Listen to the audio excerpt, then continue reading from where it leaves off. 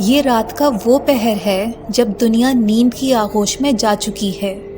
ہر طرف خاموشی اور سناٹا ہے، لیکن آسمان پر کچھ غیر معمولی ہو رہا ہے، جبکہ زمین پر کچھ ایسے خوش نصیب ہیں جو اپنے بستروں کو چھوڑ کر اپنے رب کے حضور جھکنے کے لیے کھڑے ہو چکے ہیں۔ یہ نماز تہجد کا وقت ہے، وہ نماز جو تقدیریں بدل دیتی ہے، جو دلوں کے بوجھ ہلکے کر دیتی ہے اور جو مایوس اور غمگین دلوں کو پرسکون کر دیتی ہے۔ اللہ تعالیٰ رات کے آخری پہر آسمان دنیا پر نزول فرماتا ہے اور پکارتا ہے، کون ہے جو مجھ سے مانگے کہ میں اسے عطا کروں؟ کون ہے جو مجھ سے مغفرت طلب کرے اور میں اسے بخش دوں؟ یہ وہ لمحات ہیں جب فرشتے اللہ کے خاص بندوں کو دیکھ کر مسکرا رہے ہوتے ہیں اور جب آسمان کے دروازے کھول دیے جاتے ہیں۔ تہجد دعاؤں کی قبولیت کا سنہرا وقت ہوتا ہے۔ یہ وہ وقت ہے جب ہر دعا، ہر آنسو، ہر فریاد سیدھا عرش الہی تک پہنچتی ہے۔ تہجد کا ذکر قرآن مجید کی سورہ بنی اسرائیل میں کچھ یوں آیا ہے، اور رات کو تہجد پڑھا کرو، یہ تمہارے لیے نفل ہے، قریب ہے کہ تمہارا رب تمہیں مقام محمود پر فائز کر دے۔ حضرت ابو ہریرہ رضی اللہ تعالیٰ عنہ سے روایت ہے کہ نبی کریم صلی اللہ علیہ وآلہ وسلم نے فرمایا، فرض نماز کے بعد سب سے افضل نماز رات کے پچھلے پہر یعنی تہجد کی نماز ہے۔ یہی وجہ ہے کہ بزرگان دین نے اسے کامیابی کا راز قرار دیا ہے۔ حضرت عمر بن عبدالعزیز رحمۃ اللہ علیہ فرماتے ہیں، اگر دن میں کوئی مشکل پیش آئے تو رات کے آخری پہر اللہ کے سامنے کھڑے ہو جاؤ، وہی تمہاری رہنمائی کرے گا۔ امام حسن بصری رحمۃ اللہ علیہ فرماتے ہیں، تہجد گزار کے چہرے پر نور ہوتا ہے، کیونکہ وہ رات کو اللہ کے ساتھ خلوت اختیار کرتا ہے۔ بے شک تہجد وہ عبادت ہے جو سیدھا اللہ کے دربار میں جاتی ہے اور کبھی رد نہیں ہوتی۔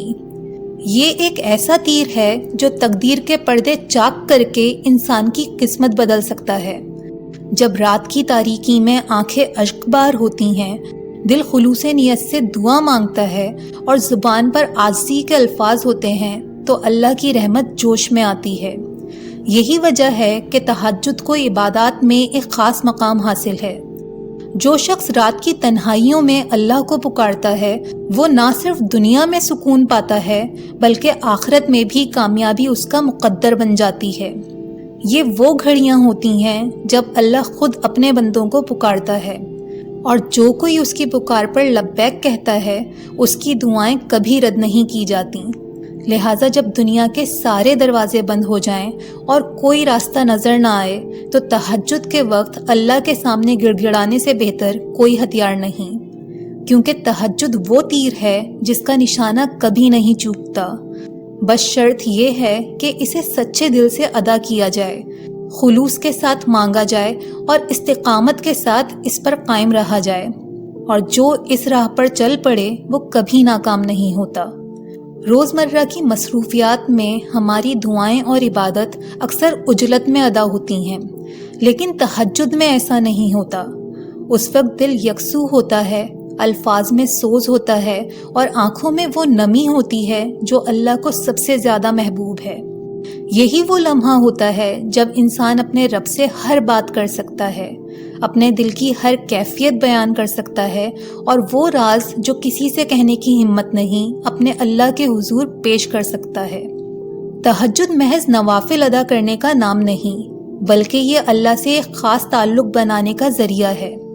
یہ عبادت انبیاء کی سنت ہے، اولیاء کی روش ہے اور کامیاب لوگوں کا راز ہے۔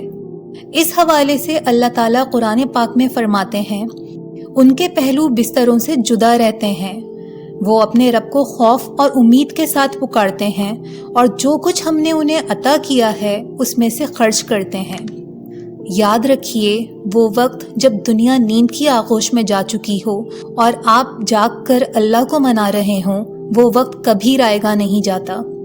وہ الفاظ جو تہجد میں ادا کیے جاتے ہیں، وہ دعائیں جو اس وقت مانگی جاتی ہیں، اور وہ آنسو جو تنہائی میں بہائے جاتے ہیں، اللہ کے نزدیک بہت قیمتی ہوتے ہیں۔ لہٰذا اگر آپ چاہتے ہیں کہ اللہ آپ کو اپنی خاص رحمتوں کے لیے چن لے تو تہجد کو اپنی زندگی کا حصہ بنا لیجئے۔ اللہ تعالی ہم سب کو تہجد کی سعادت نصیب فرمائے اور اس کی برکتوں سے ہمارے دلوں کو منور کر دے۔ آمین۔